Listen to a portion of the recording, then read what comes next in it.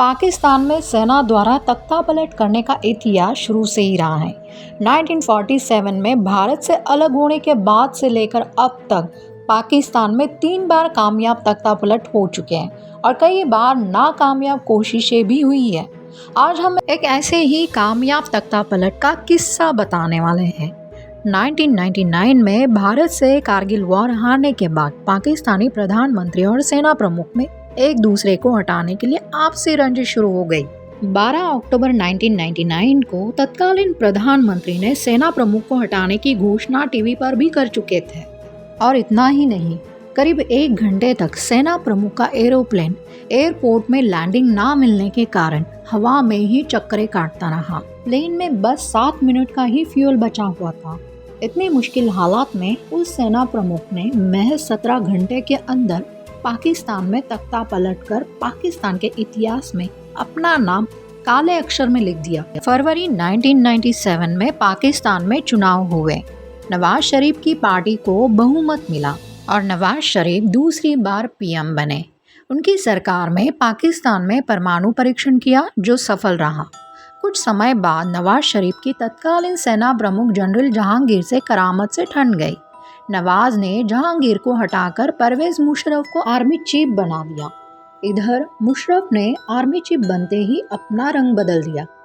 तत्कालीन पीएम नवाज शरीफ को बिना बताए कारगिल पर हमला कर दिया, जिसमें पाकिस्तान को बुरी तरह मुंह की खानी पड़ी।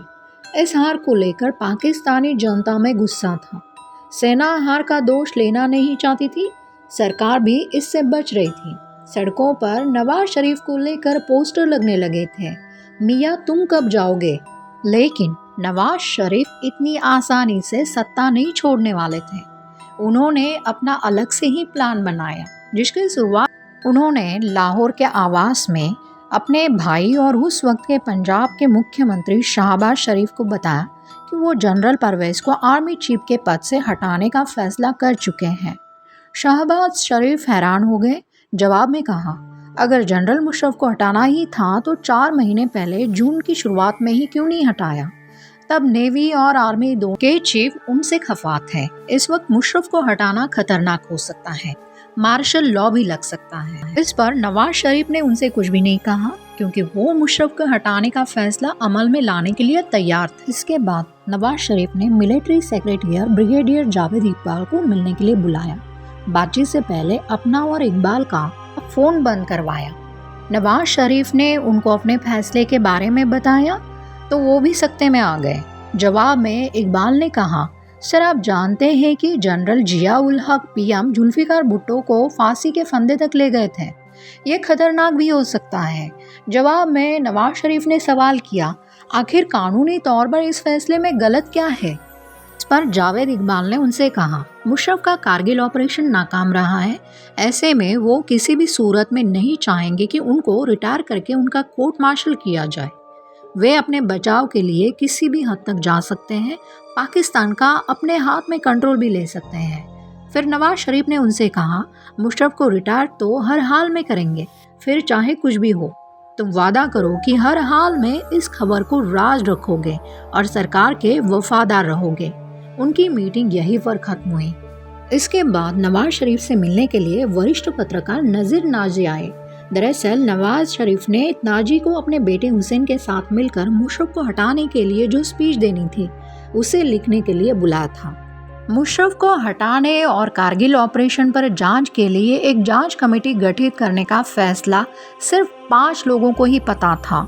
इन 5 में खुद नवाज शरीफ, उनका बेटा हुसैन नवाज, उनके सचिव सईद मेहंदी, ब्रिगेडियर जावेद इकबाल और पत्रकार नजीर नाजी।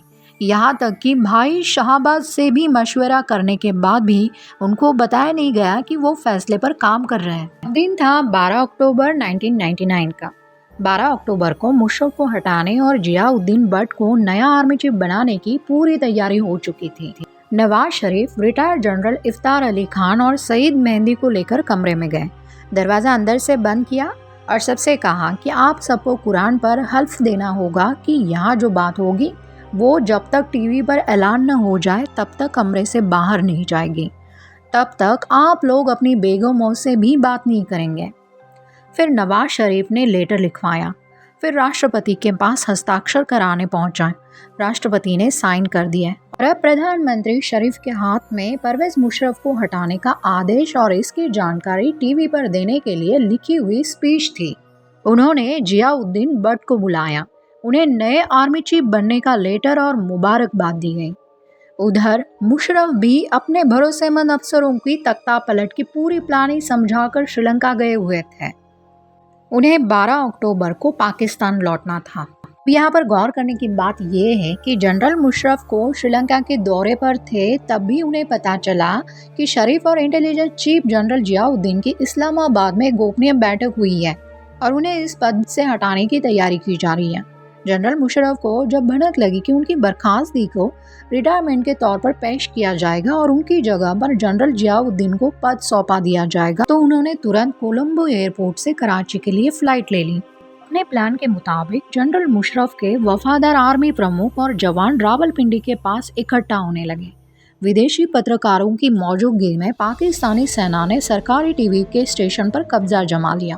शरीफ ने उसी दिन दोपहर में जनरल जियाउद्दीन को नया सेना प्रमुख बनाने का ऐलान कर दिया था, लेकिन शुरुआत से ही नवाज शरीफ की योजना के मुताबिक चीजें नहीं हो रही थी।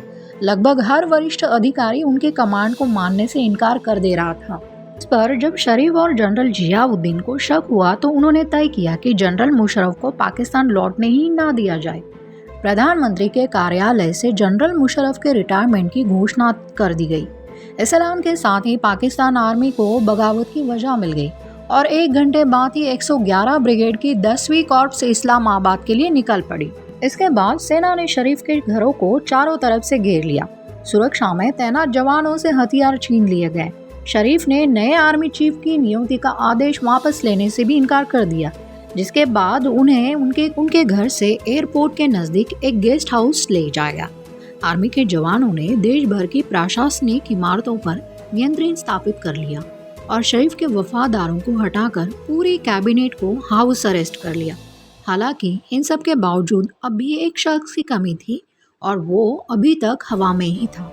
जनरल मुशर्रफ का विमान शाम 6:30 बजे कराची एयरपोर्ट के नजदीक पहुंचा, लेकिन ट्रैफिक कंट्रोलर ने विमान की लैंडिंग के लिए इजाजत देने से ही इनकार कर दिया। उस प्लेन में मुशर्रफ के अलावा 200 अन्य यात्री भी सवार थे। जनरल मुशर्रफ को अनहोनी का आभास हो गया था।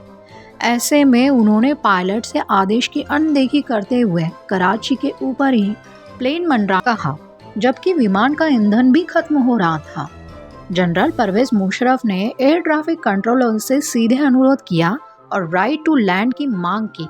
इस पर पहले तो कंट्रोलर्स ने लैंडिंग के लिए परमिशन देने से इनकार कर दिया था, लेकिन बाद में जब सैनिकों ने टावर को घेर लिया तो फिर प्लेन को लैंड करने दिया गया।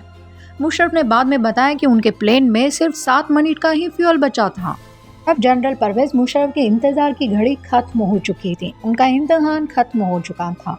रात 10:15 पर सरकारी चैनलों पर नवाज शरीफ की बर्खास्तगी का ऐलान कर दिया गया।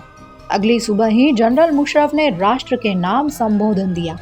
नवाज शरीफ ने तख्ता पलट रोकने की पुरजोर कोशिश की थी।